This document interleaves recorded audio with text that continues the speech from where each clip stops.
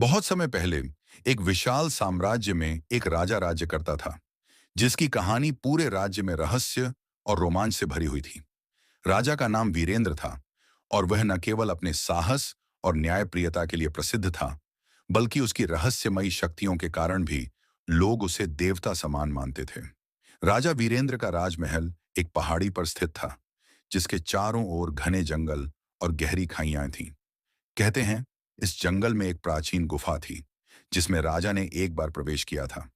गुफा के अंदर एक ऐसा प्रकाश था जो सामान्य आंखों से नहीं देखा जा सकता था। यह कहा जाता था कि इस प्रकाश के संपर्क में आने से राजा को दिव्य शक्तियां प्राप्त हुईं। लेकिन इस गुफा के बारे में और भी कहानियां थीं। कुछ लोग कहते थे कि गुफा में एक भयंकर राक्षस कैद था, जिसे राजा ने अपनी चतुराई से हराया। दूसरों का मानना था कि राजा ने वहां एक पुराने आर्षि से आशीर्वाद प्राप्त किया था। राजा वीरेंद्र की रहस्यमय शक्तियों ने कई बार राज्य को संकटों से बचाया। एक बार जब एक दुश्मन सेना ने राज्य पर हमला किया, तो राजा ने अकेले अपने अद्वितीय कौशल और रहस्यमय शक्तियों से पूरे दुश्मन दल को हराया। हालांकि राजा वीरेंद्र की मौत भी एक गहरा रहस्य बनी हुई है।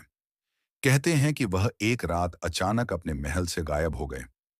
कुछ लोगों का मानना है कि वह अपनी शक्तियों को त्याग कर एक साधारण जीवन जीने चले गए, जबकि अन्य कहते हैं कि वह अमर हो गए और अपने राज्य की रक्षा के लिए हमेशा गुप्त रूप से मौजूद रहते हैं।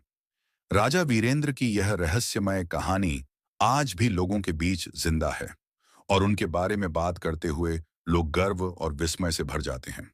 उनका नाम आज भी इतिहास के पन्नों में एक महान और रहस्यमय शासक के रूप में दर्ज है।